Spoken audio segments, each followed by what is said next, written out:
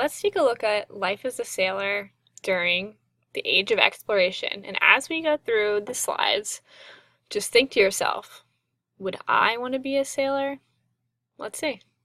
Over a period of hundreds of years, seafarers from the age of the early explorers to the time of the Battle of Trafalgar shared many common experiences. Men working at sea had much to endure.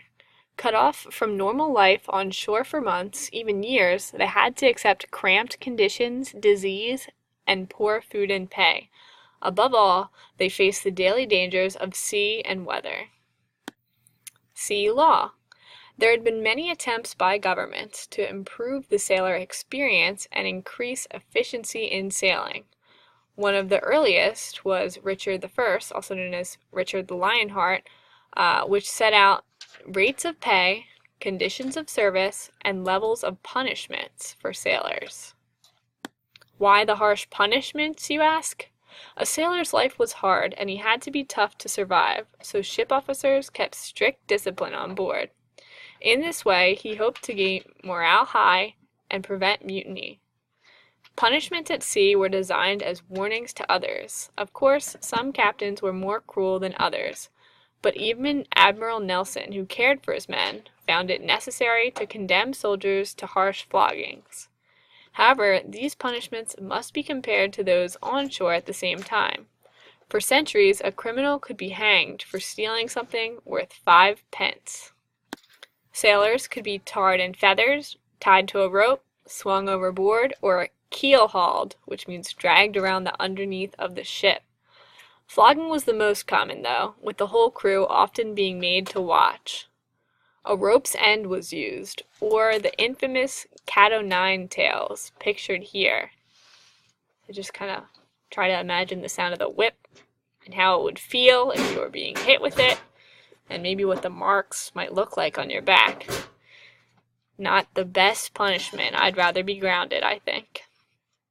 A sailor found guilty of mutiny or murder would be hanged from the yard arm. Well, was the food at least good? The main rations were salt beef or pork, cheese, fish, ale, and some form of ship's biscuit. The quality of food deteriorated because of storage problems, lack of ventilation, and poor drainage.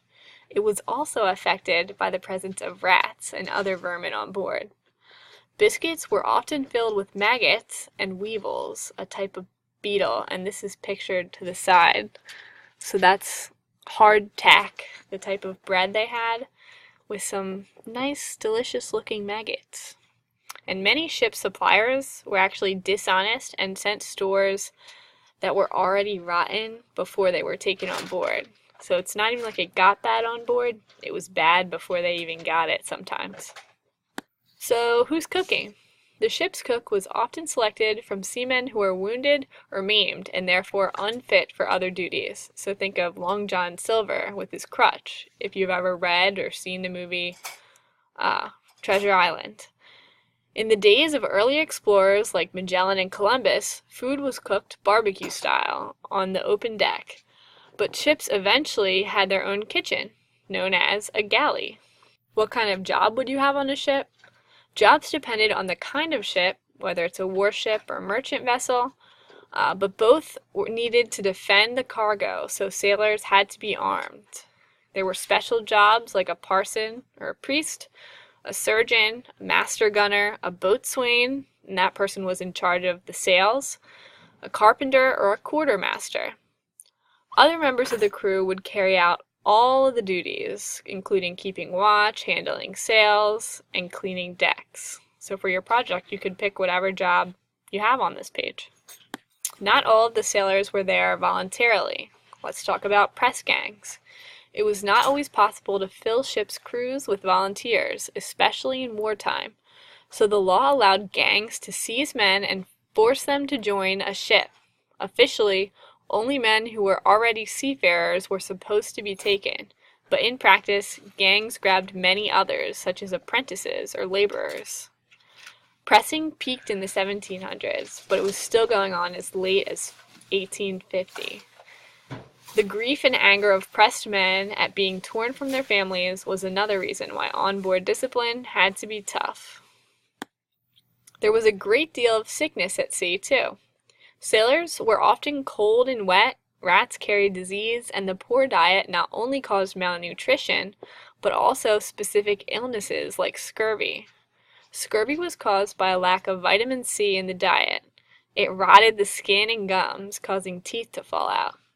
In the late 16th century, Sir Richard Hawkins discovered that daily doses of orange or lemon juice could prevent this terrible disease. Illness also came from eating too much salt with the ship's meat.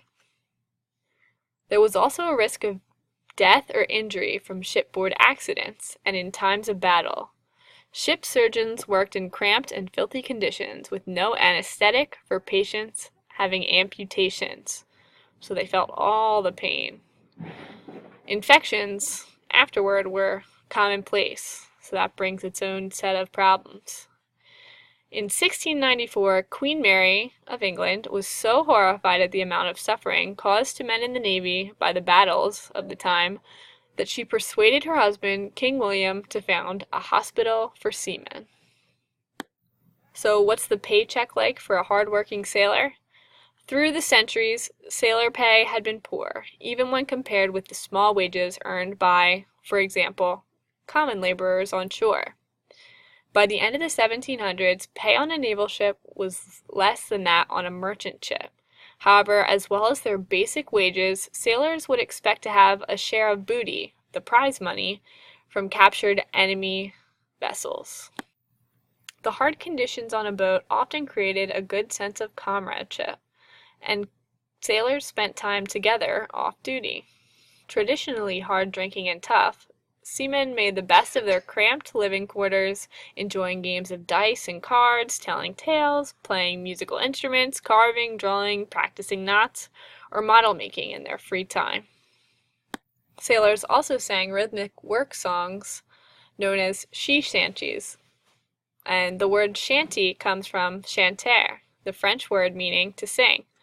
So these sea shanties were sung on board to help repetitive and hard tasks easier. So I took this picture from the Les Mis movie, if anyone's seen it, and this is Jean Valjean and many other hardworking sailors pulling a very heavy object with the rope. I believe it was the ship, so this is tough. So they sang the song to make it a little bit better. So now that you know a little bit about what life is like at sea, what kind of food you're eating, what job you might have, and even your pay, what do you guys think? Do you want to go sailing?